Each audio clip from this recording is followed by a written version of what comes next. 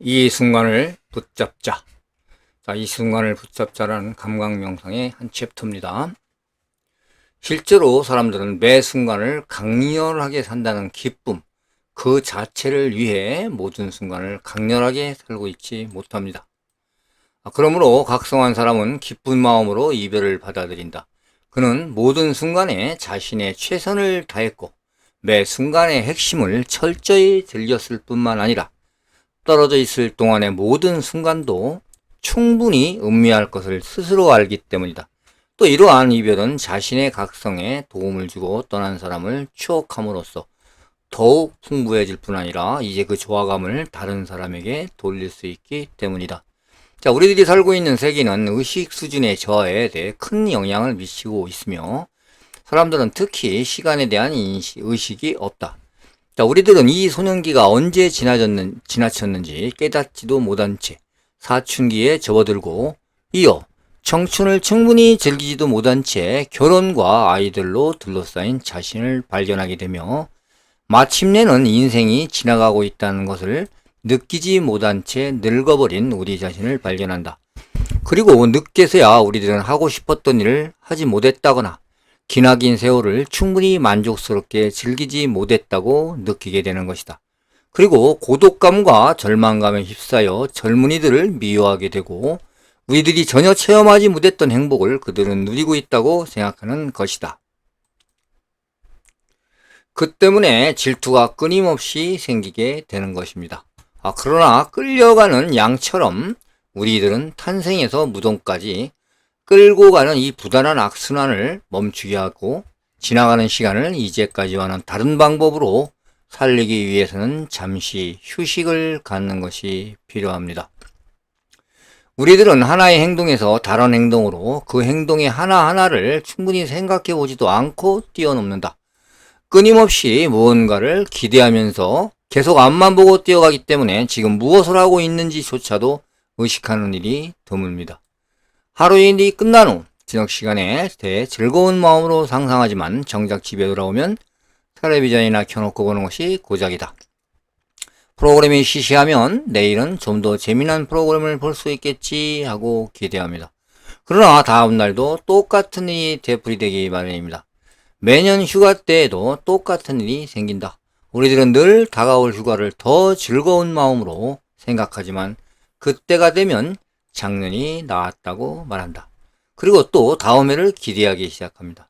파트너가 아이를 갖게 되면 아이가 우리와 함께 놀고 질문하는 것을 꿈꿉니다. 그러나 정작 아이가 커서 말하기 시작하면 일일이 대꾸하는 것이 귀찮아서 잠자코 잠이나 자라고 말합니다. 그리하여 어느 날 우리들은 결코 돌이킬 수 없는 지나가는 순간들을 충분히 살리지 못한 채 늙어버린 자신을 발견하게 되는 것입니다. 그러나 매사에 무의식적인 흐름을 중단시키고 무의식적인 흐름을 중단시킨다는 겁니다. 모든 순간을 충분히 즐기는 법을 배우는 것은 실로 간단합니다.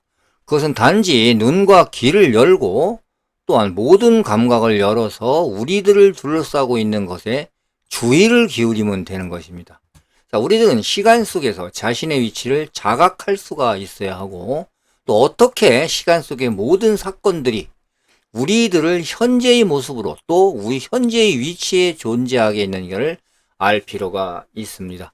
자, 이 시간 속에 자신의 위치를 재확인하는 일은 오늘에 이르기까지 우리들의 생애를 구성해온 모든 사건들을 의식적으로 되돌아봄으로써 할 수가 있습니다.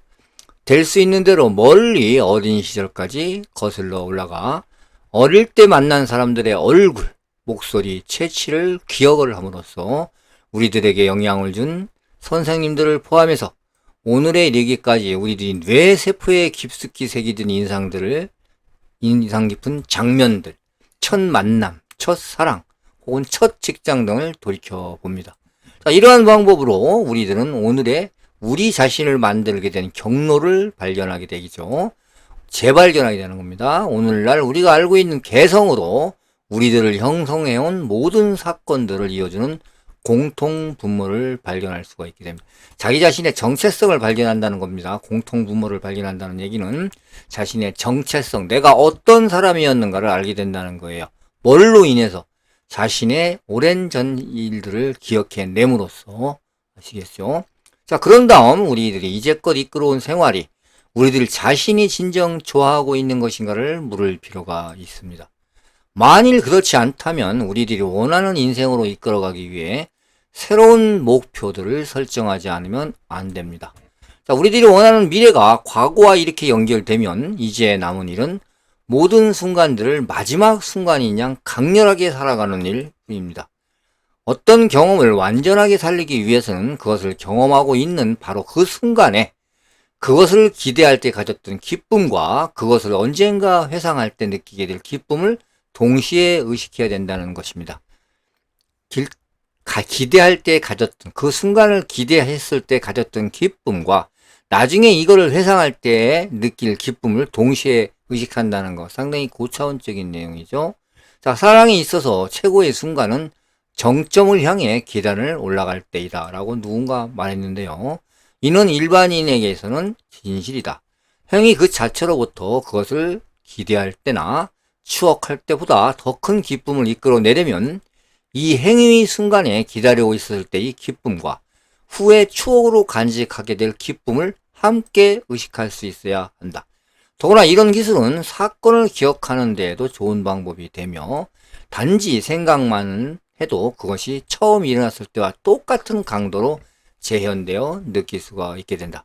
마지막으로 개인의 각성과 개화의 필수적인 성생활이라는 근본적인 주제, 또 그 역할에 있어서의 마스터베이션을 논하지 않으면 안 되겠다. 이건 다음 시간에 설명할 내용이겠습니다. 자, 시청해 주셔서 감사합니다.